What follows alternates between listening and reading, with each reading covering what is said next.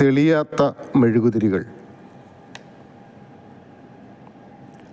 കാൽമുട്ടുകളിൽ താടി താങ്ങി മൂടിപ്പൊതച്ച് അവൾ ഇരുന്നു. താൻ വല്ലാതെ വിറയ്ക്കുന്നത് അവൾ അറിയുന്നുണ്ടായിരുന്നു. കാലുകളിൽ അവൾ മുറുകെ ചുറ്റിപ്പിടിച്ചു.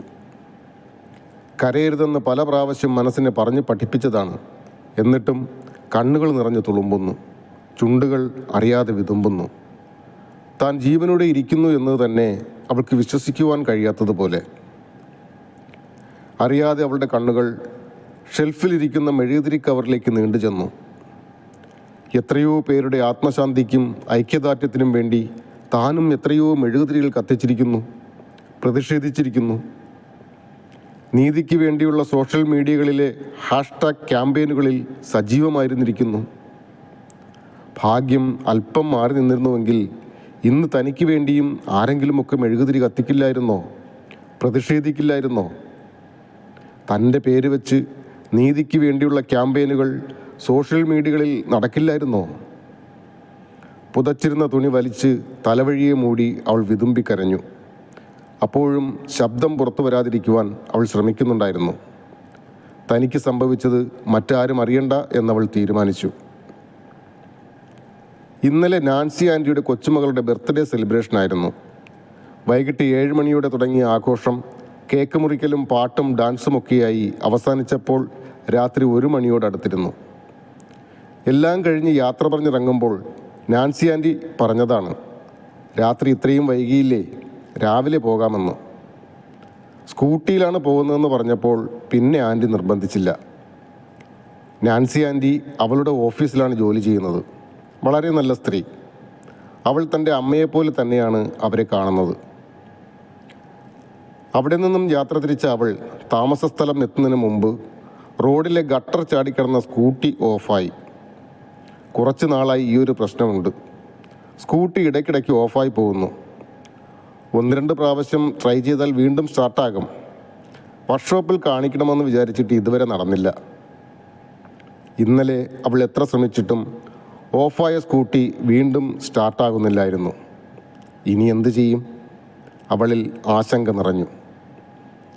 അവൾ വീണ്ടും വീണ്ടും ശ്രമിച്ച് പരാജയപ്പെട്ടപ്പോൾ സ്കൂട്ടി റോഡിൽ നിന്നും മാറ്റി ഒതുക്കി വെച്ച് ലോക്ക് ചെയ്തു. നാളെ വർക്ക്ഷോപ്പുകാരനോട് പറഞ്ഞ് സ്കൂട്ടി എടുപ്പിക്കാം. രാത്രിയുടെ സൗജന്യത്തിൽ ചീറിപ്പാഞ്ഞു പോകുന്ന പലവിധ വാഹനങ്ങൾ, അതുവഴി വന്ന ഓട്ടോകൾക്കെല്ലാം അവൾ കൈകാട്ടി. എല്ലാം യാത്രക്കാരുമായി പോകുന്നവയായിരുന്നു. തൻ്റെ താമസ സ്ഥലത്തേക്ക് ഇനി കഷ്ടിച്ച് 1-1.5 കിലോമീറ്ററേ ഉണ്ടാകൂ. നടക്കാം. പക്ഷേ സമയം. താൻ എന്തിനു ഭയക്കണം? ദിവസവും താൻ പല പ്രാവശ്യം സഞ്ചരിക്കുന്ന റോഡല്ലേ ഇത്.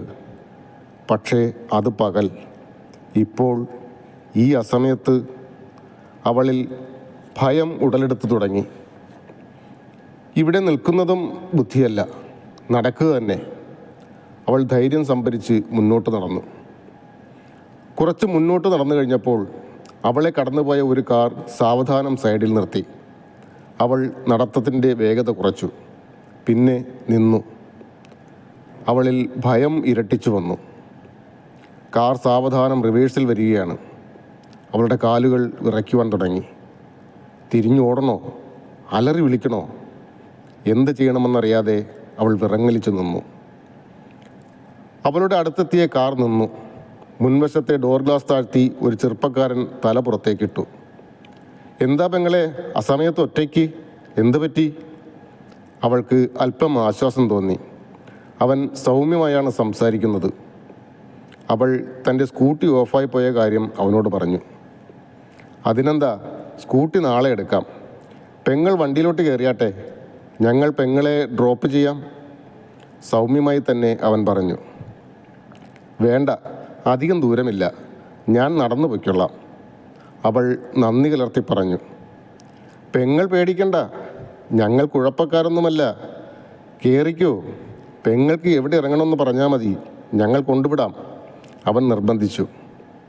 വേണ്ട, ഞാൻ നടന്നു പൊയ്ക്കൊള്ളാം, അവൾ ആവർത്തിച്ചു. അളിയോ, പെങ്ങളെ ഈ അസമയത്ത് ഒറ്റയ്ക്കാക്കി പോകുന്നത് ശരിയല്ല. അളിയൻ പെങ്ങളെ വണ്ടിയിൽ കയറ്റിക്കേ, നമുക്ക് കൊണ്ടാക്കാം. കാറിൻ്റെ പിൻസീറ്റിൽ നിന്നാണ് ആ ശബ്ദം വന്നത്. കടന്നു പോകുന്ന വാഹനങ്ങളിൽ നിന്നും തെറിച്ചു വീഴുന്ന പ്രകാശത്തുണ്ടുകൾക്കിടയിൽ കാറിനുള്ളിൽ 4-5 ആൾക്കാരുണ്ടെന്ന് അവൾക്ക് മനസ്സിലായി. എല്ലാം ചെറുപ്പക്കാരാണെന്ന് തോന്നുന്നു. സംഗതി അത്ര പന്തിയല്ല എന്നവൾക്ക് തോന്നിത്തുടങ്ങി. പെങ്ങൾ കയറുന്നില്ലല്ലോ അളിയ, മുന്നിലിരുന്ന ചെറുപ്പക്കാരൻ പിന്നിലേക്ക് നോക്കി പറഞ്ഞു. എന്നാൽ ഞങ്ങളൊന്ന് സംസാരിച്ച് നോക്കട്ടെ. പിന്നിലെ 2 വശത്തെയും ഡോറുകൾ തുറന്ന് 2 ചെറുപ്പക്കാർ പുറത്തിറങ്ങി. അവൾ ചുറ്റും നോക്കി. കാൽനട യാത്രക്കാരായി ആരെയും കാണുന്നില്ല. റോഡിലൂടെ അതിവേഗം കടന്നു പോകുന്ന വാഹനങ്ങൾ മാത്രം. കാറിൽ കയറ്. കാറിൽ നിന്നും ഇറങ്ങി വന്ന ചെറുപ്പക്കാരിൽ ഒരുവൻ അല്പം പരുഷമായി അവളോട് പറഞ്ഞു. അവരിൽ നിന്നും മദ്യത്തിൻ്റെയോ മറ്റെന്തിൻ്റെയൊക്കെയോ രൂക്ഷഗന്ധം അവൾക്ക് അനുഭവപ്പെട്ടു. അവളുടെ ശരീരമാകെ വിറയ്ക്കുവാൻ തുടങ്ങി. കാറിൽ കയറടി, അതിലൊരുവൻ ആക്രോശിച്ചുകൊണ്ട് അവളുടെ കയ്യിൽ കടന്നു പിടിച്ചു.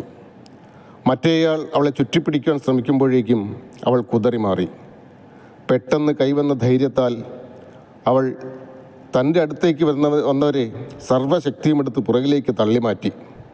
മറിഞ്ഞു വീണവർ എഴുന്നേൽക്കാൻ ശ്രമിക്കുന്നതിനിടയിൽ അവൾ ഓടി സർവ്വശക്തിയുമെടുത്ത്. തൻ്റെ പിന്നാലെ ആ കാർ വരുന്നത് ഓട്ടത്തിനിടയിലെ തിരിഞ്ഞു നോട്ടത്തിൽ അവൾ കണ്ടു. റോഡിൽ നിന്ന് ഒരു ഇടവഴിയിലേക്ക് അവൾ ഓടിക്കയറി. പിന്നെ ഏതൊക്കെയോ ഊടുവഴികളിലൂടെ പ്രാണനും കയ്യിൽ പിടിച്ചുകൊണ്ടുള്ള ഓട്ടം. ഒടുവിൽ പിന്നാലെ അവരിൽ നിന്ന് ഉറപ്പ് വരുത്തിയ ശേഷം മുറിയിൽ കയറി വാതിൽ ഭദ്രമായി അടച്ചു. പിന്നെ കട്ടിലിലേക്ക് വീണ് കിതച്ചു. അപ്പോഴും അവൾ വല്ലാതെ വിറയ്ക്കുന്നുണ്ടായിരുന്നു. ഓർക്കുന്തോറും അവൾക്ക് സങ്കടം കൂടിക്കൂടി വന്നു. ഭാഗ്യം കൊണ്ടോ പെട്ടെന്നുണ്ടായ ധൈര്യം കൊണ്ടോ മാത്രമാണ് താൻ രക്ഷപ്പെട്ടത്. ഇവിടെ സ്ത്രീകൾക്ക് വേണ്ടി ഇത്രയും നിയമങ്ങളും സംഘടനകളും ഉണ്ടായിട്ടും എന്തുകൊണ്ടാണ് ഒരു പെൺകുട്ടിക്ക് സുരക്ഷിതമായി സഞ്ചരിക്കുവാൻ കഴിയാത്തത്? എന്തുകൊണ്ടാണ് ഇത്തരം തെമ്മാടികൾക്ക് നിയമത്തെ ഭയമില്ലാത്തത്? മറ്റ് പല രാജ്യങ്ങളിലും സ്ത്രീകൾക്ക് ഏത് സമയവും ഭയമില്ലാതെ എവിടെയും സഞ്ചരിക്കാമെന്ന് കേട്ടിട്ടുണ്ട്. അവിടങ്ങളിലെല്ലാം ശക്തമായ നിയമങ്ങളും അത് നടപ്പിലാക്കാനുള്ള സംവിധാനങ്ങളും ഉണ്ടത്രേ. ഇവിടെ നിയമങ്ങളുടെ കുറവാണോ? ഉള്ള നിയമങ്ങൾ നടപ്പാക്കുന്നതിലെ പാളിച്ചകളാണോ? ഇവിടെ നിയമങ്ങൾക്കോ സംഘടനകൾക്കോ സ്ത്രീക്ക് സുരക്ഷ നൽകാൻ കഴിയുന്നില്ല. ഓരോ ദുരന്തങ്ങൾക്ക് ശേഷവും ചാനലുകളിൽ ചർച്ചകളുടെ ആഘോഷങ്ങൾ സംഘടിപ്പിക്കപ്പെടുകയും സോഷ്യൽ മീഡിയകളിൽ വൈറൽ പോസ്റ്റുകൾ സൃഷ്ടിക്കപ്പെടുകയും ചെയ്യുന്നതല്ലാതെ തുടർന്ന് ദുരന്തങ്ങൾ ഇല്ലാതാകുന്നില്ല. ഓരോ ദിവസവും വാർത്താമാധ്യമങ്ങളിൽ എത്രയെത്ര സംഭവങ്ങളാണ് റിപ്പോർട്ട് ചെയ്യപ്പെടുന്നത്. തന്നെപ്പോലെ പുറത്ത് പറയാതെ ഉള്ളിലൊതുക്കി നടക്കുന്നവർ അതിലും എത്രയോ മടങ്ങുണ്ടാകും. ഏതെങ്കിലും സംഘടനയെയോ നിയമത്തെയോ വിശ്വസിച്ചുകൊണ്ട് ഒരു സ്ത്രീക്ക് പുറത്തൊറ്റയ്ക്ക് സഞ്ചരിക്കുവാൻ കഴിയില്ല. അത് തനിക്ക് ബോധ്യപ്പെട്ടിരിക്കുന്നു. അവൾ മെഴുകുതിരി കവർ കയ്യിലെടുത്തു. ഇനി താൻ ആർക്കു വേണ്ടിയും മെഴുകുതിരി കത്തിച്ച് അനുശോചിക്കില്ല, പ്രതിഷേധിക്കില്ല. ആരുടെയും കണ്ണു തുറപ്പിക്കുവാൻ ഈ മെഴുകുതിരി നാളങ്ങൾക്കാകുന്നില്ല. സ്ത്രീ അവളുടെ രക്ഷ സ്വയം ഏറ്റെടുത്തേ മതിയാകൂ. അതിനുള്ള വഴികൾ കണ്ടെത്തണം. തനിക്ക് ചുറ്റുമുള്ളവരെയെങ്കിലും അതൊക്കെ പരിശീലിപ്പിക്കണം. അവൾ പുതപ്പ് വലിച്ചു മാറ്റി നിലത്തിരുന്നു. പിന്നെ മെഴുകുതിരികൾ ഓരോന്നായി കത്തിച്ച് തനിക്ക് ചുറ്റും വച്ചു. മെഴുകുതിരികൾ അവൾക്ക് ചുറ്റും ഒരു പ്രഭാവലയം തീർത്തുകൊണ്ട് കത്തി അമർന്നുകൊണ്ടിരുന്നു.